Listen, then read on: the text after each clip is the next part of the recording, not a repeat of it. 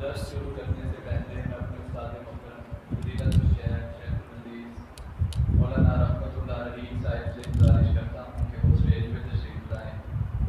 استاد محترم کی موجودگی میں نے تو سبق ہی سنانا ہے، اللہ رب العالمین سنایا ہوا سبق قبول فرمائیں اور ہم سب کو اپنے دین کے لیے مل بیٹھنا جو ہے اسے اپنی رضا کے لیے قبول فرمائیں۔ جیسا کہ آپ سامنے دیکھ رہے ہیں کہ آج حدیث نبوی صلی اللہ علیہ وآلہ وسلم کے حوالے سے ہمارا ٹاپک ہے جمع و تدوین حدیث۔ سب سے پہلے ہمیں یہ سمجھنا ہے کہ جمع و تدوین حدیث سے مراد کیا ہے، اور اسی کا دوسرا نام آسان لفظوں میں ہے حفاظت حدیث۔ حدیث کی تعریف آپ جان چکے ہیں، حدیث کی اہمیت اور ضرورت بھی آپ کو معلوم ہے، اور یہ بھی آپ جانتے ہیں کہ قرآن اور حدیث کا آپس میں کتنا گہرا تعلق ہے۔ جمع و تدوین حدیث یا حفاظت حدیث سے مراد یہ ہے کہ صحابہ کرام نبی پاک صلی اللہ علیہ وسلم کے اقوال، افعال اور تقریر کو کس طرح نوٹ کرتے تھے، اور ایک ایک حدیث کے لیے انہوں نے کتنی کتنی محنت فرمائی، اور وہ حدیث کے حفظ اور روایت کا کتنا زیادہ اہتمام کرتے تھے۔ قرآن و حدیث کا آپس میں تعلق کیا ہے، اسے ہم دوبارہ ذرا دہرا لیتے ہیں۔ سب سے پہلی بات یہ جانیں کہ اللہ رب العالمین کا پسندیدہ اور سب سے جو بہترین دین اللہ تعالیٰ نے ہمیں دیا ہے وہ ہے اسلام، اور یہ اللہ رب العالمین کا بہت بڑا انعام اور احسان ہے۔ اسلام کے جتنے بھی علوم ہیں، اگر ان سب میں قرآن مجید کو دیکھا جائے تو قرآن مجید کی حیثیت ایک دل کی طرح ہے۔ جس طرح انسانی وجود میں سے دل کو نکال دیا جائے تو وجود کا بچنا ناممکن ہے، بالکل اسی طرح اسلام کی تعلیمات میں سے قرآن مجید کو نکال دیا جائے تو اسلام کا وجود بھی ختم ہو جاتا ہے۔ اور پھر اسی طرح حدیث پاک اسلام کے تمام علوم میں وہی حیثیت رکھتی ہے جو ہمارے جسم میں شہرک حیثیت رکھتی ہے، اور یہ رگ حیات، یہ حدیث پاک اسلام کے تمام علوم تک تازہ خون پہنچاتی ہے اور انہیں ایک نئی زندگی فراہم کرتی ہے۔ آپ ذرا غور فرمائیں کہ قرآن مجید کی آیات کا شان نزول، قرآن کریم کے احکامات کی تفسیر اور تشریح، قرآن کریم کی مبہم آیات کی وضاحت، الغرض قرآن مجید کی آیات کو اگر سمجھنا ہے تو وہ آپ حدیث کے ذریعے سمجھ سکتے ہیں۔ اور پھر حامل قرآن جناب محمد الرسول اللہ صلی اللہ علیہ وآلہ وسلم کی حیات مبارکہ، آپ کی سیرت طیبہ، آپ کے اقوال و افعال، آپ کے اخلاق اور صفات مبارکہ کے متعلق بھی اگر آپ جاننا چاہتے ہیں تو آپ کو حدیث کی طرف رجوع کرنا پڑے گا۔ اگر آپ نے اسلام کی تاریخ پڑھنی ہے اور اسلام کے اولین متبعین صحابہ کرام رضوان اللہ علیہم اجمعین، ان کے اخلاق و عادات اور ان کے اجتہادات و استنباط تک پہنچنا ہے تو پھر بھی آپ کو حدیث کی طرف رجوع کرنا پڑے گا۔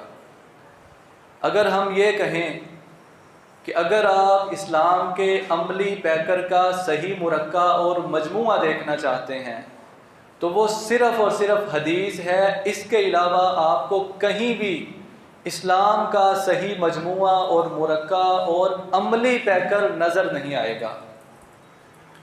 اور یہی وجہ ہے کہ قرآن مجید کے بعد آغاز اسلام سے ہی صحابہ کرام رضوان اللہ علیہم اجمعین نے اپنی سب سے زیادہ توجہ حدیث اور علوم حدیث پہ مرکوز کر دی۔ صحابہ کرام رضوان اللہ علیہم اجمعین رسول اکرم صلی اللہ علیہ وسلم کی ایک ایک بات آپ کے زبان مبارک سے نکلے ہوئے ایک ایک لفظ، ایک ایک حرف اور آپ کی ایک ایک چھوٹی سے چھوٹی حرکت کو، چھوٹے سے چھوٹے عمل کو بھی اپنے ذہنوں میں نقش کرتے تھے، اپنے دلوں میں بٹھا لیتے تھے اور اسے لکھ کر بھی محفوظ کر لیتے تھے۔ ایسا کروانا یہ انہوں نے کیا نہیں، بلکہ اللہ رب العالمین نے کروایا ہے۔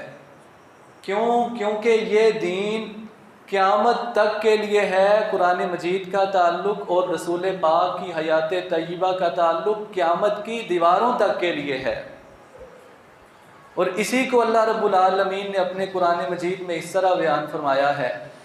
سورۃ آل عمران آیت نمبر 101، کیف تکفرون، تم کیسے کفر کا راستہ اختیار کر سکتے ہو، وَأَنْتُمْ تُتْلَى عَلَيْكُمْ آیات اللہ، جبکہ تم پر اللہ کی آیات تلاوت کی جاتی ہیں، وَفِيكُمْ رَسُولُهُ، اور اللہ کی آیات کے ساتھ ساتھ تمہارے درمیان اللہ کے پیارے رسول بھی موجود ہیں۔ اس آیت مبارکہ سے ہمیں یہ سمجھ آتی ہے کہ انسانوں کی ہدایت کے لیے اور قیامت تک کے مسلمانوں کی رہنمائی کے لیے ہدایت کے دو سرچشمے ہیں، دو روشن چراغ ہیں جن سے قیامت تک کے لیے مسلمان ہدایت حاصل کریں گے۔ ایک تو ہے قرآن مجید اور دوسرا ہے نبی پاک صلی اللہ علیہ وسلم کا وجود مبارک، آپ کی حیات طیبہ۔ آپ صلی اللہ علیہ وسلم کی حیات حقیقی ہو یا معنوی، حقیقی ہو یا مجازی، ہر حال میں رسول پاک صلی اللہ علیہ وسلم ہمارے لیے اسوہ حسنہ ہیں۔ اور آپ جانتے ہیں کہ ہر انسان نے موت کا پیالہ پینا ہے۔ رسول پاک صلی اللہ علیہ وسلم بھی یقیناً موت کا جام نوش فرما کے دنیا سے رخصت ہو گئے، تو کیا رسول پاک صلی اللہ علیہ وسلم کی زندگی اب ہمارے لیے ہدایت نہیں ہے؟ کیا اب آپ ہمارے لیے ہدایت کا روشن منارہ نہیں ہیں؟ بالکل ہیں۔ اگر آپ رسول پاک صلی اللہ علیہ وسلم کو چلتا پھرتا، گفتگو کرتا ہوا اور اعمال و افعال کرتے ہوئے دیکھنا چاہتے ہیں تو اب بھی آپ کو احادیث کے اوراق میں یہ سب کچھ ملے گا۔ یہی وجہ ہے کہ علماء کرام فرماتے ہیں کہ جس گھر میں حدیث پاک کا ایک مجموعہ موجود ہے، جس گھر میں حدیث پاک کا ایک مجموعہ موجود ہے، فَكَأَنَّمَا فِيهِ نَبِيٌّ يَتَكَلَّمُ، یوں سمجھ لیں کہ اس گھر میں اب بھی نبی پاک صلی اللہ علیہ وسلم کلام فرما رہے ہیں، کیونکہ حدیث پاک میں آپ کو بتلایا جائے گا، حضور یہ فرماتے ہیں، آپ یہ کرتے ہیں، آپ نے اس کا حکم دے دیا، آپ نے اس سے روک دیا، آپ نے اس بات کو پسند فرمایا، آپ نے اس بات کو ناپسند فرمایا۔ آپ حدیث پاک پڑھیں گے تو آپ کو یوں لگے گا جیسے حضور آپ سے ہم کلام ہیں، حضور کو کام کرتے ہوئے اپنی آنکھوں سے آپ دیکھ رہے ہیں۔ اور صحابہ کرام رضوان اللہ علیہم اجمعین، انہوں نے حضور کی ایک ایک بات کو اتنی محبت، اخلاص، پیار، عقیدت کے ساتھ نقل کیا، بیان کیا کہ کافر بھی جو آپ کا کلمہ نہیں پڑھتے تھے وہ بھی اس گواہی دینے پہ مجبور ہو گئے کہ حضور کی کوئی بات ہماری نظروں سے اوجھل نہیں ہے۔ 6 ہجری میں جب نبی اکرم صلی اللہ علیہ وسلم عمرے کے لیے تشریف لاتے ہیں، مشرکین آپ کو عمرہ کرنے سے روک دیتے ہیں، حدیبیہ کے مقام پہ آپ رک جاتے ہیں اور مکہ والوں سے آپ ڈائیلاگ کرتے ہیں، صلح کی بات کرتے ہیں۔ تو ان صلح کی بات کرنے والوں میں، معاہدہ کرنے والوں میں ایک جو شخصیت آئی تھی وہ عروہ بن مسعود ثقفی تھے۔ یہ تب مسلمان نہیں تھے، دشمن تھے، بدترین دشمن، جنہوں نے آپ کو عمرہ بھی نہیں کرنے دیا۔ اگرچہ ان کے ساتھ حضور کا معاہدہ نہیں ہوا، بعد میں یہ مسلمان ہو گئے تھے، لیکن یہ اپنی قوم کو جا کے جو بتاتے ہیں، صحیح بخاری میں وہ موجود ہے، ان کے الفاظ سنیے۔ وہ کہتے ہیں ای قومی، اے میری قوم، واللہ لقد وفدت علی الملوک لقد وفدت علی قیصر و کسری والنجاشی، اے میری قوم اللہ کی قسم میں نے بڑے بڑے بادشاہوں سے ملاقاتیں کی ہیں، میں قیصر کے پاس بھی گیا ہوں، میں کسریٰ کے پاس بھی گیا ہوں، میں نجاشی کے پاس بھی گیا ہوں، لیکن اللہ کی قسم جتنی محمد صلی اللہ علیہ وسلم کے ساتھی ان کی تعظیم کرتے ہیں میں نے کہیں نہیں دیکھا۔ واللہ ان تنخم نخامتا الا وقعت فی کف رجل منہم، اللہ کی قسم اگر حضور تھوک پھینکیں، بلغم پھینکیں تو صحابہ کرام وہ بھی نیچے گرنے دیتے نہیں، بلکہ اپنی ہتھیلیاں آگے کرتے ہیں، اور جب تھوک ہتھیلی پہ گرتا ہے تو اسے اپنے بدن پہ، اپنے چہروں پہ مل لیتے ہیں۔ اور میں نے دیکھا ان امرہم ابتدروا امرہ، اگر حضور کوئی حکم دے دیں تو یہ ذرہ برابر بھی تاخیر کرتے نہیں۔ اور اللہ کی قسم میں نے صحابہ کرام رضوان اللہ علیہم اجمعین کو دیکھا جب حضور وضو فرما رہے تھے، قادوا یقتتلون علی وضوئہ، یہ حضور کے وضو کا ایک قطرہ بھی زمین پہ گرنے دیتے نہیں، لگتا یوں ہے کہ ان قطروں کی خاطر یہ الجھ پڑیں گے۔ ذرا سوچیں تو صحیح، جو حضور کا تھوک بھی گرنے نہیں دیتے، جو پانی کا ایک قطرہ بھی نیچے نہیں لگنے دیتے، کیا وہ حضور کے اعمال، افعال، اقوال کی حفاظت نہیں کریں گے؟ ایک بہت بڑا مستشرق، اسلام دشمن، جس نے اسلامی تعلیمات کا مطالعہ کیا اور حافظ ابن حجر رحمہ اللہ کی کتاب الاصابہ کو ایڈٹ کر کے شائع کیا، یہ اس کے مقدمے میں لکھتا ہے کہ مسلمانوں جیسی کوئی قوم نہیں، انہوں نے اپنے نبی پاک کی حالات کو محفوظ کرنے کے لیے جتنی محنت کی ہے دنیا میں اس کی کوئی مثال نہیں ملتی۔ صرف اپنے نبی کے حالات و واقعات کو محفوظ کرنے کے لیے انہوں نے 5 لاکھ لوگوں کا ڈیٹا محفوظ کر دیا۔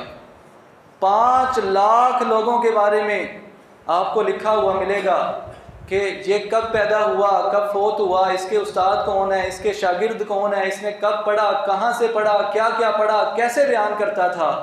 یہ 5 لاکھ لوگوں کا ڈیٹا محفوظ ہے تو حضور کی حدیث اور آپ کی سیرت کو محفوظ کرنے کے لیے۔ اور گاڈفرے ہگنز لکھتا ہے کہ حضرت محمد صلی اللہ علیہ وسلم نے اپنے پیغام کا اپنے ساتھیوں پہ ایسا نشہ طاری کر دیا تھا کہ حضرت عیسیٰ علیہ السلام اور دنیا کے کسی بھی مذہب کے بڑے نے اپنے ساتھیوں پہ ایسا نشہ طاری نہیں کیا۔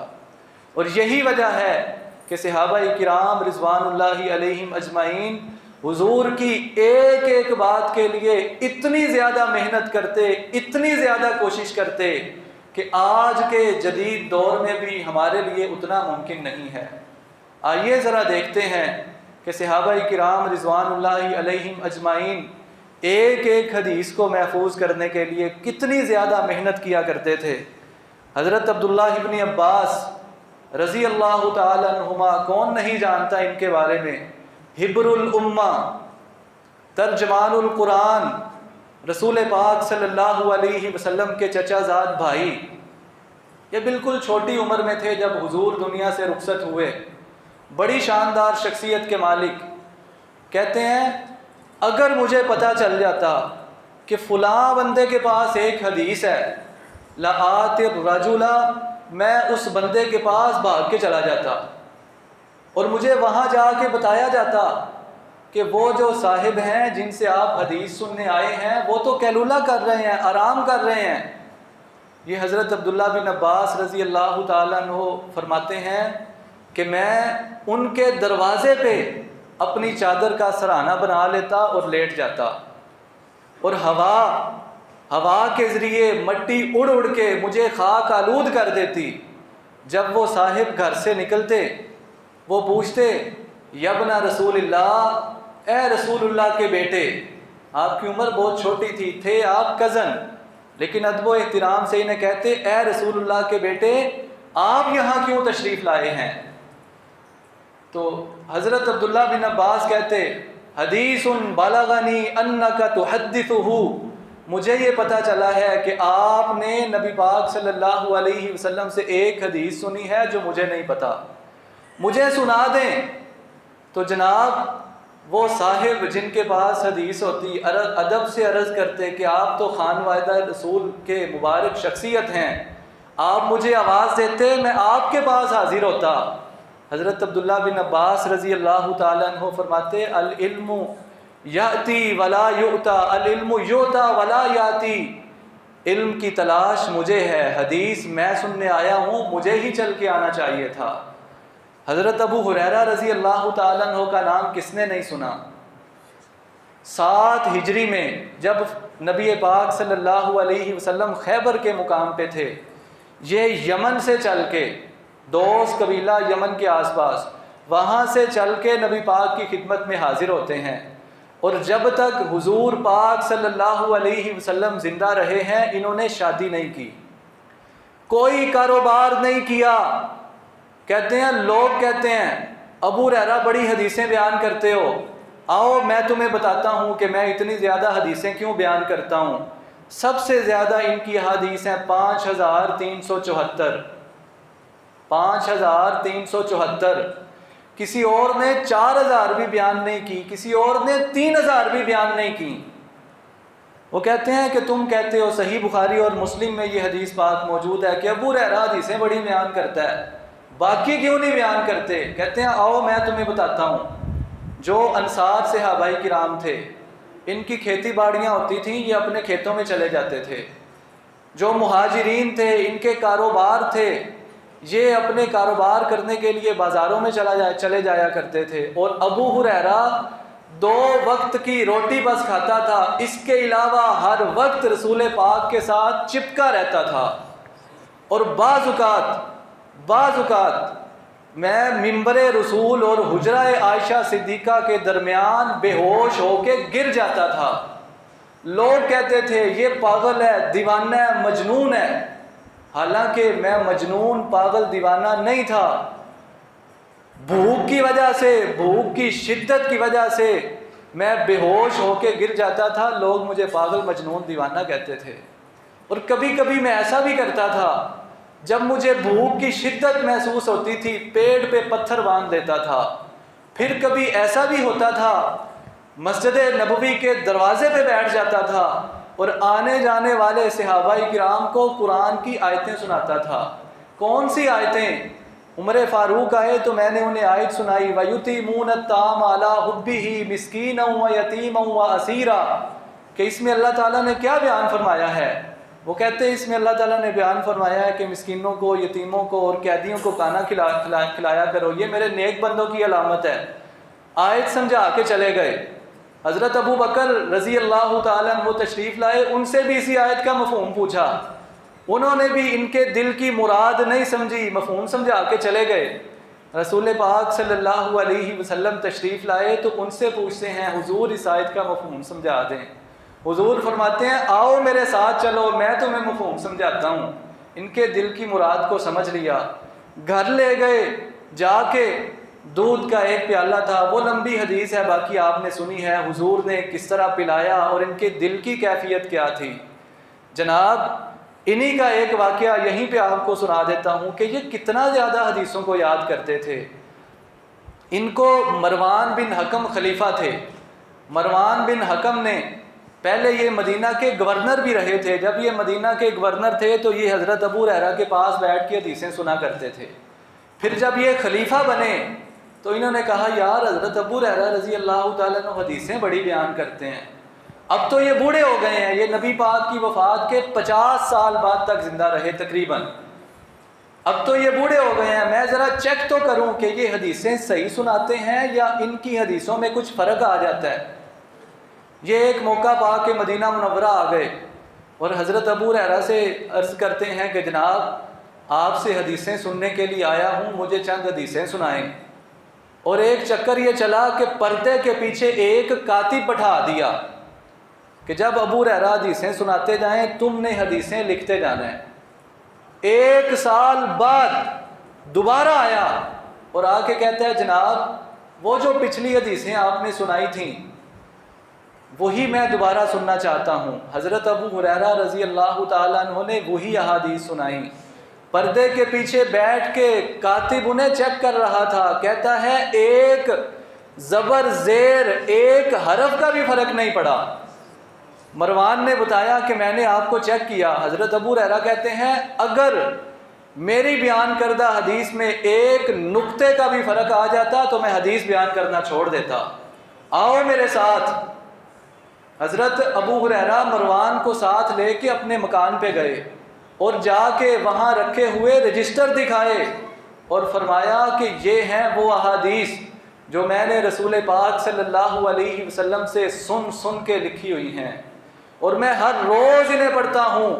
جب بھی میں نے کوئی حدیث بیان کرنی ہوتی ہے پڑھ کے جاتا ہوں، ویسے بیان نہیں کرتا۔ اسی طرح حضرت جابر بن عبداللہ رضی اللہ تعالیٰ عنہ، انہیں پتہ چلا کہ شام کے ملک میں جناب عبداللہ بن انیس رضی اللہ تعالیٰ عنہ ایک حدیث بیان کرتے ہیں۔ جناب انہوں نے اسپیشل سواری خریدی، 1 مہینے کا سفر کیا اور جا کے عبداللہ بن انیس کے دروازے پہ دستک دی اور غلام سے کہا کہ جا کے اپنے آقا سے کہو جابر بن عبداللہ حدیث سننے آئے ہیں۔ جناب حدیث سنی اور انہیں بتلایا کہ میں صرف کوئی ملاقات کسی اور مقصد کے لیے نہیں آیا، بس ایک مقصد ہے کہ میں ایک حدیث سننے آیا ہوں، مجھے آپ وہ حدیث سنا دیں۔ 1 مہینے کا سفر، مشقتیں برداشت کی صرف ایک حدیث کے لیے۔ حضرت عمر فاروق رضی اللہ تعالیٰ عنہ اور ان کے ایک پڑوسی تھے انصاری صحابی، انہوں نے باریاں لگائی ہوئی تھیں کہ ایک دن عمر فاروق جائیں گے، ایک دن انصاری صحابی جائیں گے اور جو سن کے آئیں گے آ کے دوسرے ساتھی کو یاد کروائیں گے۔ اب آئیے نبی پاک صلی اللہ علیہ وسلم کے دور میں بھی حدیثوں کو لکھ کے محفوظ کیا جاتا تھا۔ بہت سارے لوگ یہ اعتراض کرتے ہیں کہ حدیث لکھی گئی 200 سال بعد، 400 سال بعد، 300 سال بعد۔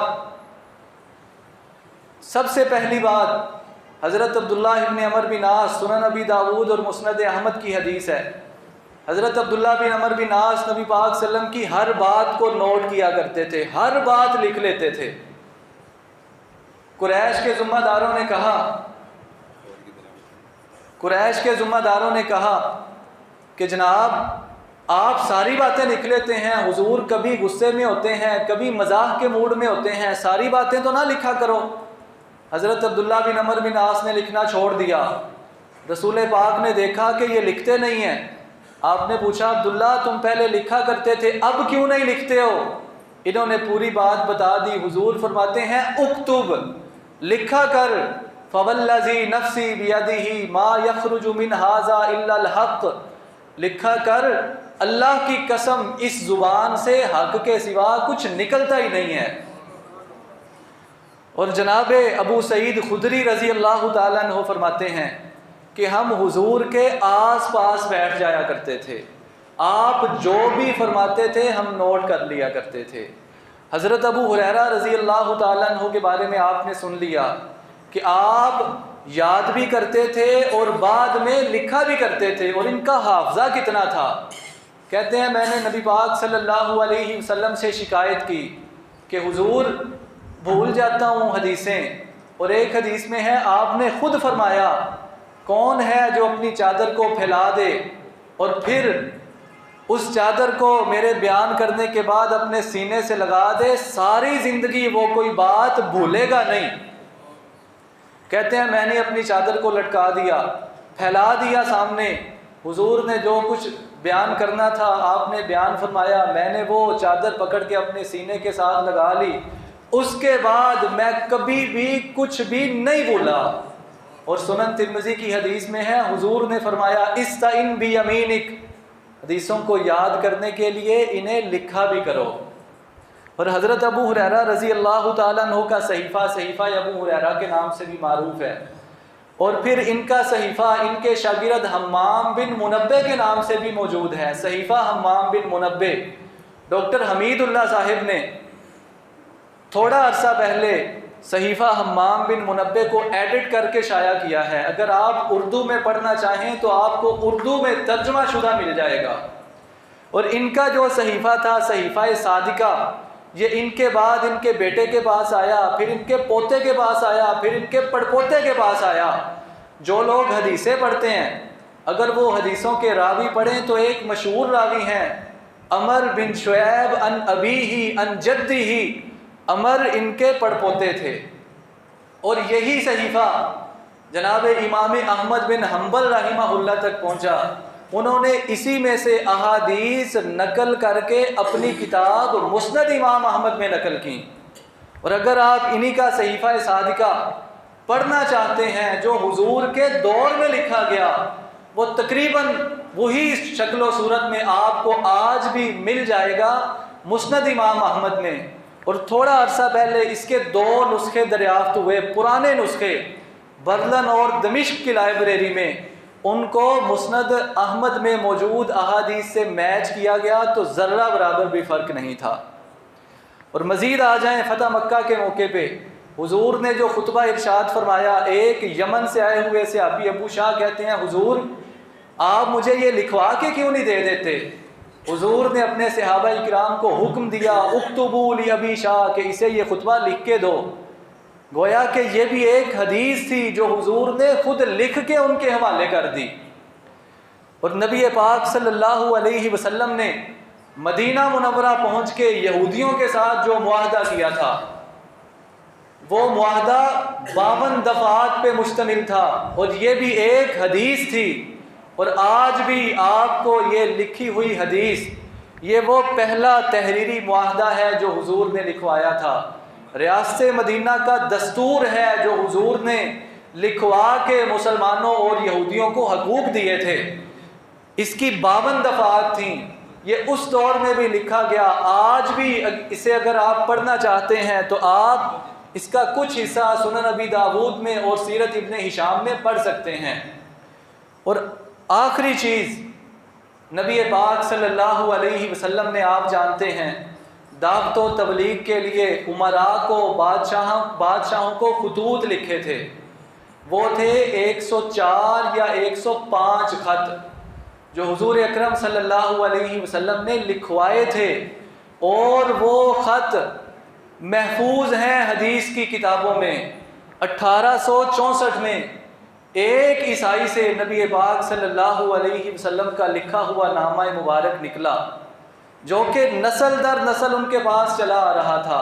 اس خط کو جب صحیح بخاری میں لکھی ہوئی اس خط کی عبارت سے میچ کیا گیا تو ذرہ برابر بھی فرق نہیں تھا.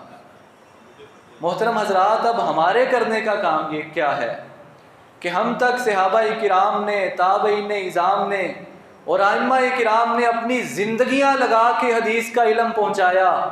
ہماری ذمہ داری یہ ہے کہ ہم محنت کے ساتھ، اخلاص کے ساتھ، محبت کے ساتھ، عقیدت کے ساتھ ان احادیث کا مطالعہ کریں، ان احادیث کو عام کریں، ایک دوسرے کو خوشی کے موقع پہ حدیث کے مجموعہ جات گفٹ کریں کہ بھائی یہ میری طرف سے حدیث کا مجموعہ تیرے لیے تحفہ ہے، اسے پڑھو. یہ نبی پاک صلی اللہ علیہ وسلم کی احادیث اور حضور پاک صلی اللہ علیہ وسلم کے ساتھ محبت کا عملی مظاہرہ ہے. آئیں ہم سب مل کے اس کی کوشش کرتے ہیں. اللہ رب العالمین ہمیں توفیق عطا فرمائیں. وآخر دعوانا ان الحمد للہ رب العالمین.